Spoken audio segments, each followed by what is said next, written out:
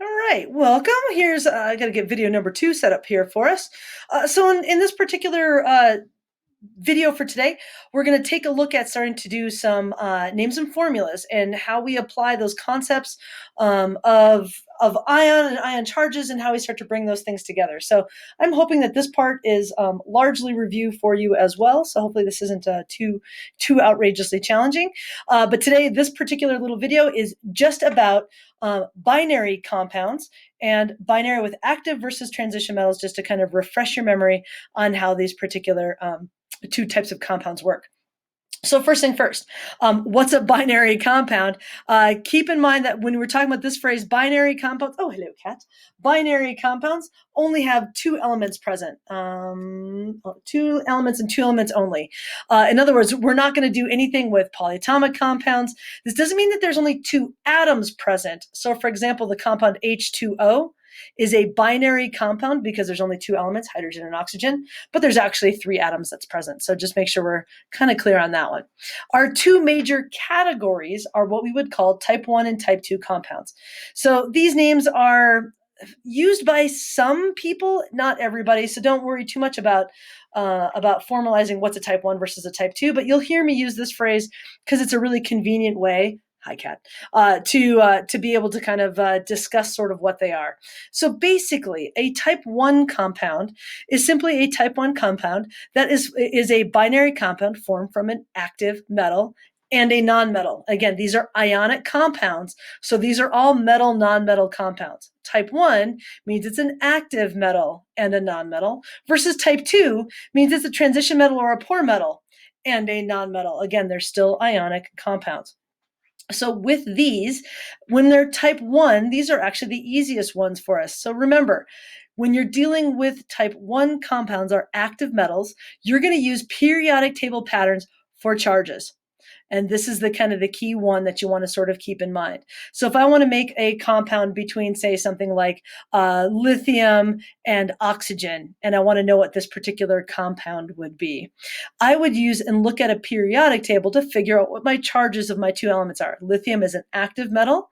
Oxygen is a nonmetal, so I should be able to look at the periodic table to figure this out. Lithium is a +1 charge, and oxygen is a 2- charge, and I can get that literally from the +1, +2, +3, ±4, -3, -2, -1.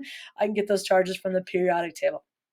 So when I am writing my formulas and writing my names to this, there's a couple of things to keep in mind. So remember, key point, that when things form ionic compounds, that they want to balance the overall charge. So the number of atoms that's present, or I should say the number of ions that's present, will be arranged in such a way that the final compound is neutral. And this is really, really important to understanding this point. So right now, we're aiming for neutrality. That's what it wants to be. Right now, if we have a single lithium ion, which is +1, and a single oxygen ion, which is -2, these two together are not neutral. If we do like sodium chlorine, sodium's a 1+, and chlorine's a 1-. Again, you can check your periodic table for that. One sodium and one chlorine together is already neutral, right? The +1, -1 can't balance each other out. But lithium and oxygen, that's not true. These do not balance each other out. This is +1 and -2. Our overall charge here would be -1. It doesn't quite work out. So in order to balance and achieve neutrality, what we would end up having in this case is two lithiums would need to combine together with one oxygen. And that's totally fine. If you've ever seen magnets bond together, just because you have two magnets together doesn't mean a third magnet can't stick in there as well, right? They can have more than one atom of each one. That's totally okay. So what we would end up needing here is two lithiums. We would need something like this, right? A lithium with a 1+, an oxygen with a 2-, and a lithium with 1+. Now that is neutral, and that would work. When we write this formula, we write it this way: Li with a subscript 2 and then an O, right? Two lithiums and one oxygen bond together to make that neutral compound. And I'll give you what the name is here in a second. So this is balanced.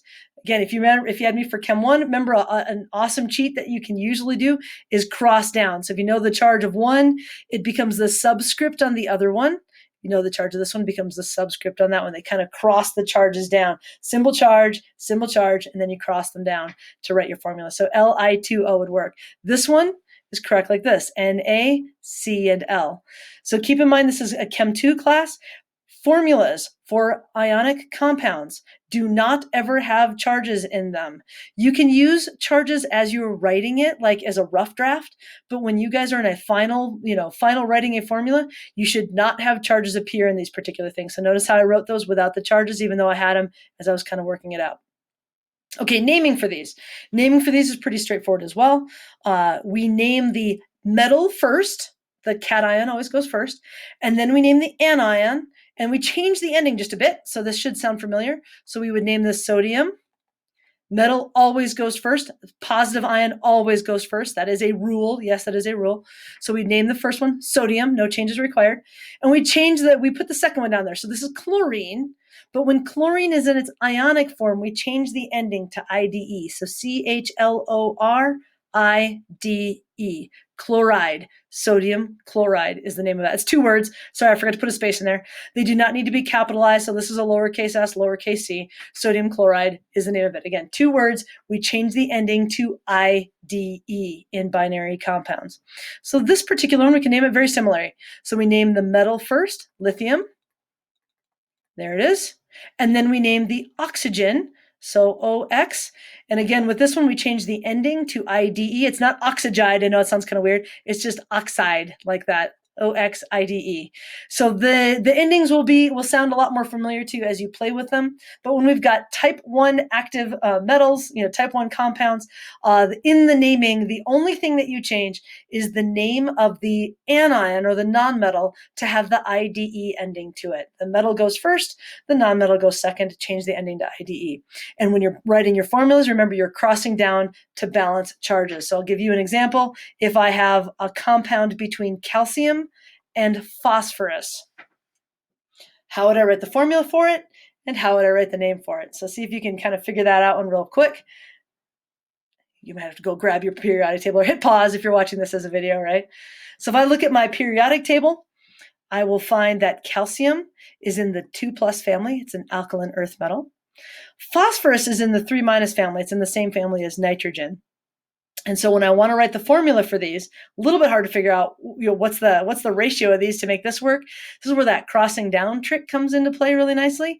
I'm going to need 2 phosphoruses. Again, I take the charge of the cation, make it the subscript for the anion, and then you take the charge of the anion and make it the subscript for the cation like that.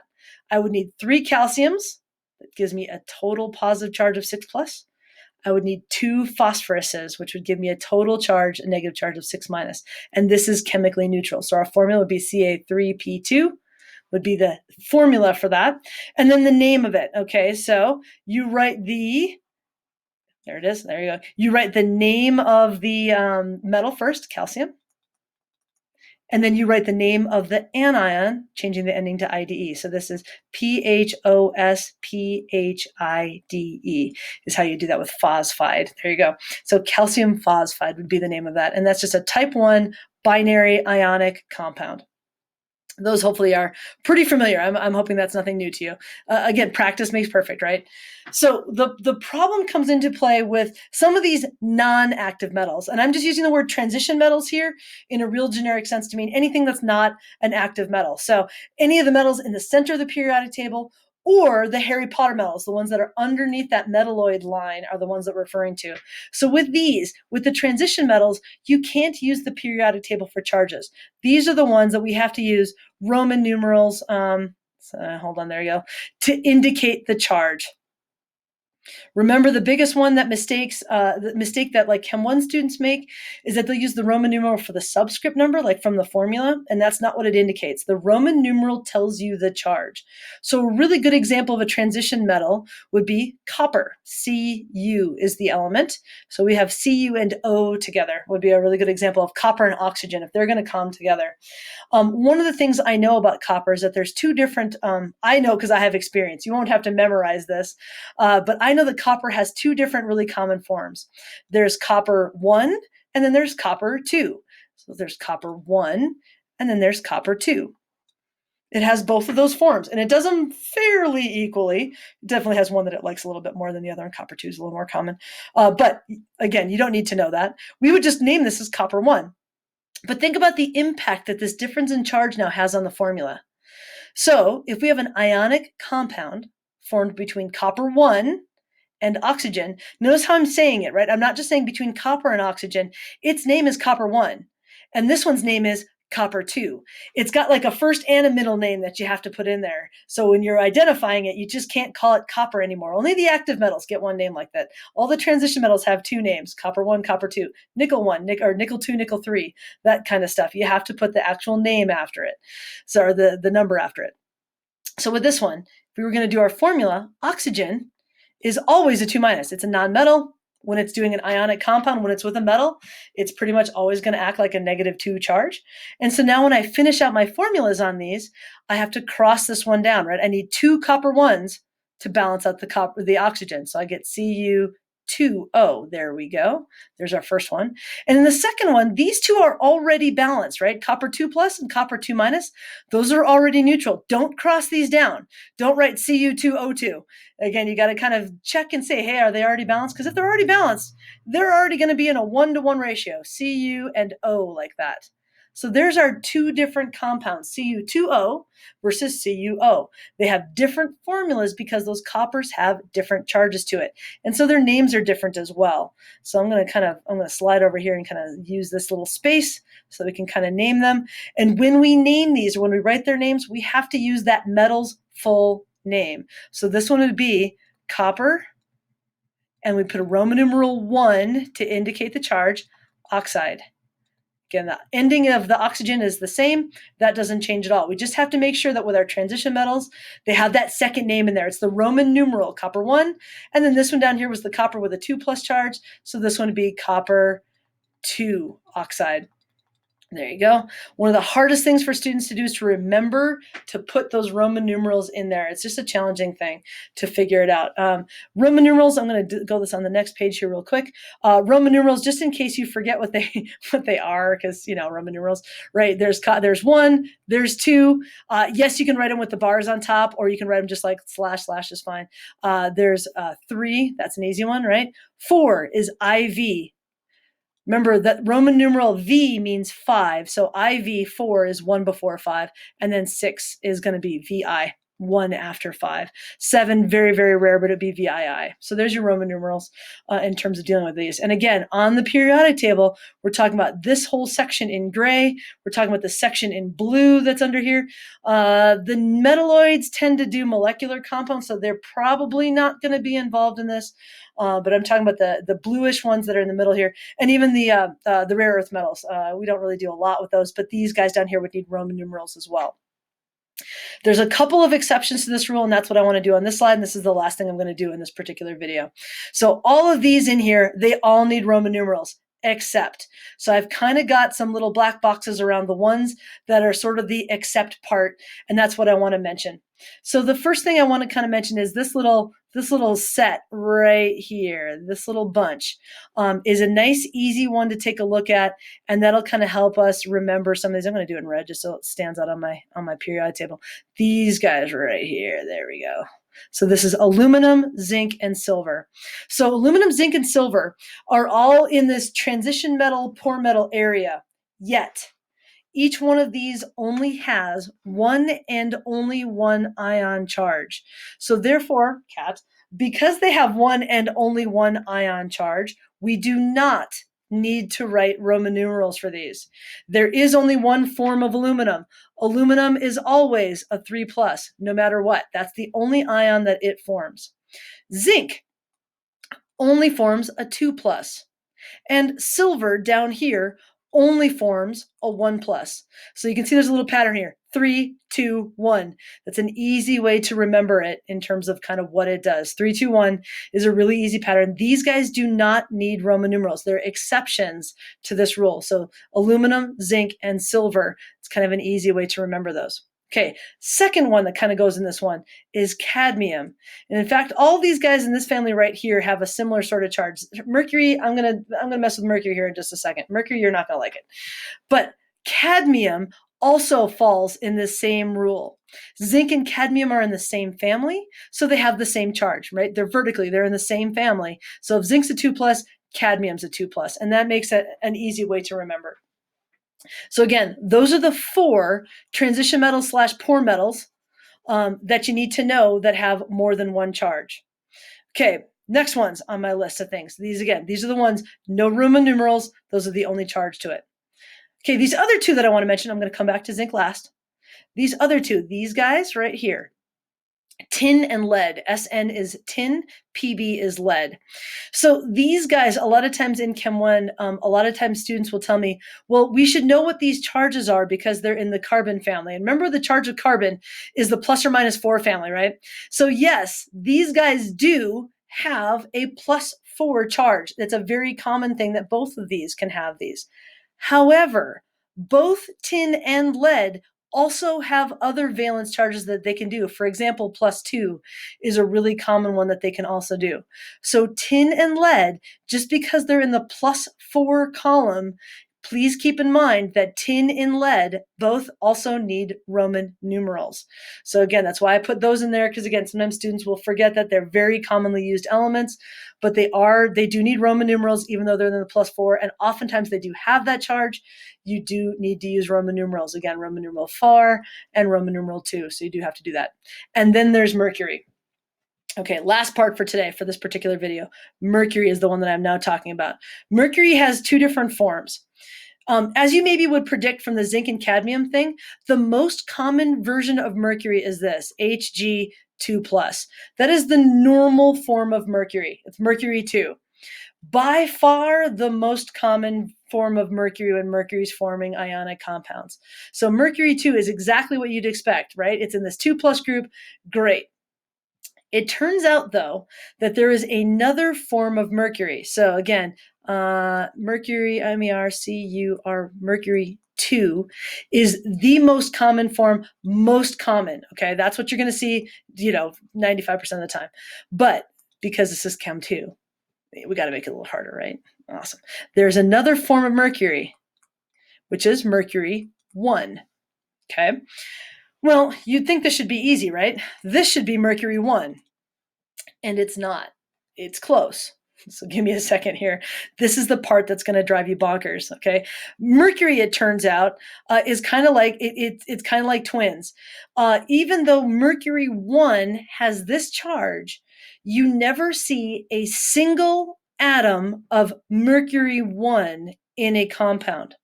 This is not how it exists in nature. Instead, what you get is this, and you're not going to like it. 2. Hold on, give me my other parenthesis, 2+. This is how it actually exists. So if you think about it, it kind of makes sense. There's 2 1+ mercuries kind of stuck together. They function like twins. They don't ever separate. So they're always like this. And then because there's 2 of them combined, they have a 2+ charge. So look at the difference. This is mercury 2. This is mercury 1, which is a very, very weird case. So again, mercury 1 has twin mercuries together. Mercury 2 is a single mercury with a +2 charge. So I'll show you what this looks like in a compound. Let's say mercury sulfide is the one that I will use for this. I need a pen. There's my pen. Actually, I'm going to erase this. So we're going to do mercury sulfide is our example. And again, I know that this is really, really bizarre. So that's why I'm taking the time to talk about this one. So hold on, give me my pen. Mercury 2 sulfide. Okay, this is the kind of more normal one. So mercury 2 is this, Hg with a 2+ charge. Sulfide, sulfur is in the oxygen family, so it's a 2-, S, 2- like that. So if we cross it down, it's already balanced, right? So HgS has the name of mercury 2 sulfide. All right, mercury 1. Now for the one that's going to just annoy you, MErCur, mercury 1 sulfide. Okay, mercury 1 is Hg. It's twins. Again, these 2 guys are stuck together with a 2+ charge. 2 1+s Siamese twin together. That's not a very PC term, but conjoined twins stuck together to make a single 2+ charge. And now sulfide is like this with a 2- charge. And so you would see it in terms of its formula like this. You would get that Hg2s. This now is mercury 1. Mercury 1 sulfide. Again, they're a little bit funky in terms of what they are. You just never have a single one together. Okay, last but not least, here's one that'll really drive you nuts. If we tried to do, instead of mercury 1 sulfide, how about we do mercury 1 fluoride? I don't think it exists, but it'll work for what we're doing here. So now mercury 1 fluoride. So it's Hg2, 2+. Again, that's mercury 1. It's always a pair of them together. And then fluorine, which is a 1-. So now when we're like this, now we have to cross down our charges to balance them. You do not reduce this. Again, you never have a single mercury. You actually get this formula, Hg2F2. Very, very strange. And you do not reduce this, again, because Hg2 cannot be reduced down. It's like a polyatomic. It's a lot like actually peroxide, if you remember that from Chem 1 last year. Mercury 1 is the cation equivalent to peroxide, which I'll talk about later on. Okay. So again, this is the weirdest of all the exceptions, is mercury 1. That is by far the weirdest ones. So there you go. This is how we name type 1 and type 2 binomial compounds. You change the ending to IDE for the anion. For the cation, if it's an active metal, no Roman numeral is required. If it's a transition metal or a poor metal, it does need a Roman numeral. With these exceptions, again, aluminum, zinc, silver, and cadmium do not need Roman numerals because they have one and only one charge. And then there's these other couple of ones that I just wanted to briefly mention. So there you go. There is binary compounds. I hope that helped for you. See you guys for the polyatomics coming soon.